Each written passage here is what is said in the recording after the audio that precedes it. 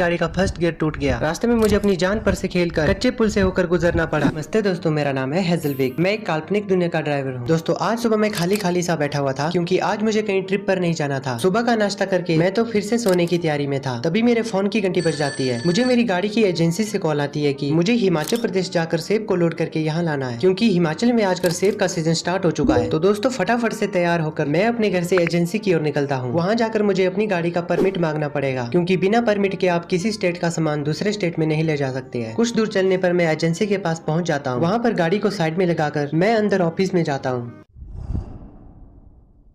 दोस्तों मुझे डॉक्यूमेंट बनाते बनाते 1 घंटा लग गया। बहुत टाइम बाद कंप्यूटर के सामने बैठा तो अभी आंखों में दर्द हो रही है। दोस्तों हिमाचल वाला टूर मेरा 2 दिन का होने वाला है। अभी देखते हैं रास्ते में मेरे साथ क्या क्या होता है। यहाँ से निकलते ही मेरी हिमाचल की जर्नी स्टार्ट हो जाती है। दोस्तों बहुत टाइम से ये गाड़ी घर में पड़ी रहती थी, इसको चलाने का टाइम ही नहीं लगता था। बैठे बैठे इसमें जंग लगना स्टार्ट हो जा रहा था। अभी कुछ दिनों पहले तो मैंने इसकी बैटरी भी चेंज करी थी। इसकी बैटरी बिल्कुल ही खत्म हो चुकी थी, क्योंकि अगर बहुत दिनों तक गाड़ी को बिना चलाए खड़ा रखे तो गाड़ी की बैटरी अपने आप ही खत्म हो जाती है। इसलिए मैंने इसे एजेंसी में लगा दिया। मैंने सोचा चलो कुछ पैसे तो आ जाएंगे। दोस्तों रास्ते में टर्निंग पॉइंट पे 2-3 गाड़ी आपस में टकरा गई थी। पूछने पर पता चला कि टैक्सी वाला फॉर्च्यूनर को ओवरटेक कर रहा था, जिसकी वजह से यहाँ पर जाम लगा था।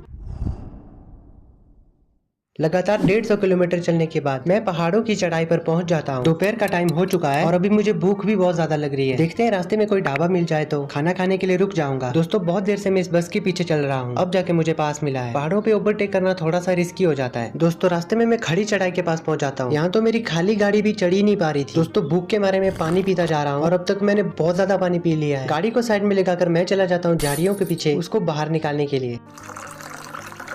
फ्रेश होकर मैं गाड़ी में फिर से बैठ जाता हूँ और अपने सफर को जारी रखता हूँ। कुछ देर बाद मेरे साथ कुछ ऐसा हो जाता है कि जिसके बारे में मैंने कभी सोचा भी नहीं था। इसमें एक बहुत बड़ी प्रॉब्लम हो जाती है। इसका पहला गियर जाम हो गया है। पता नहीं अचानक से ऐसा क्यों हो गया। अभी कुछ दिनों पहले तो इसकी सर्विस करवाई थी। अभी यहाँ आसपास में मैकेनिक को कहाँ से ढूंढूं। दोस्तों मैं मैकेनिक का पता पूछने के लिए आसपास की दुकानों में पूछता हूँ। भगवान का शुक्र है कि यही 2 किलोमीटर आगे एक मैकेनिक की शॉप है और मेरी किस्मत भी बहुत अच्छी थी कि मुझे उसका नंबर भी मिल गया। मैंने उसे कॉल की थी, उसने कहा कि मैं आधे घंटे में पहुंच जाऊंगा। अभी आधे घंटे तक मुझे उसका इंतजार करना पड़ेगा। दोस्तों कुछ ही देर में वो अपने स्कूटर पर बैठकर पहुंच जाता है और आते ही अपने काम पर लग जाता है।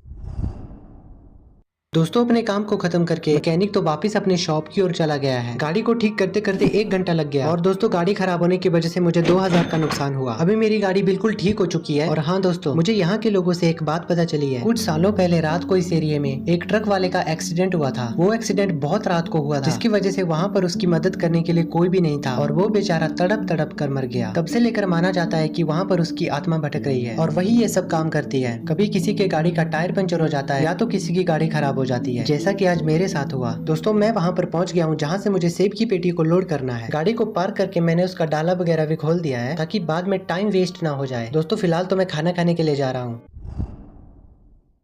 दोस्तों अब जाके थोड़ा अच्छा लग रहा है। खाना पेट में जाते ही शरीर में एक अलग ही एनर्जी आती है। दोस्तों यहाँ पर मेरी गाड़ी पूरी लोड हो चुकी है। मैं तुरंत निकल जाता हूँ अपने आगे की सफर की ओर। दोस्तों जिस रास्ते से मैं आया था मुझे उस रास्ते से वापस नहीं जाना है, मुझे घूम कर दूसरे रास्ते से जाना पड़ेगा और वो रास्ता तो और भी खतरनाक है। चलो देखते हैं, जो होगा देखा जाएगा। कुछ दूर चलने के बाद मैं एक पुल के पास पहुँच जाता हूँ। ये यहाँ का सबसे खतरनाक पुल है। दोस्तों इस पुल पर चलने से रिस्क तो बहुत ज्यादा है, लेकिन क्या करे, जाना तो पड़ेगा ही। जब मैं इस पुल के ऊपर से जा रहा था इसमें से बहुत ज्यादा आवाजें आ रही थी। ऐसा लग रहा था कि मानो ये अभी टूट जाएगा। दोस्तों कौन कहता है ड्राइवर की नौकरी आसान होती है। कभी कभी ऐसे रास्तों से भी गुजरना पड़ता है जहाँ जान का बहुत ज्यादा खतरा होता है। दोस्तों आखिरकार मैं सही सलामत यहाँ से गुजरता हूँ। 2 किलोमीटर सीधा चलने के बाद मैं वहाँ पर पहुँच जाता हूँ जहाँ मुझे माल की डिलीवरी करनी है। दोस्तों पहाड़ों पर बसा ये गाँव बहुत ही सुंदर और बहुत ही शांत था। यहाँ आकर मन को बहुत शांति मिल रही थी। तो दोस्तों ये थी हमारी आज की वीडियो। आप कहाँ से इस वीडियो को देख रहे हो और आपको ये वीडियो कैसे लगी मुझे कमेंट में जरूर बताना और जाते जाते चैनल को सब्सक्राइब करना।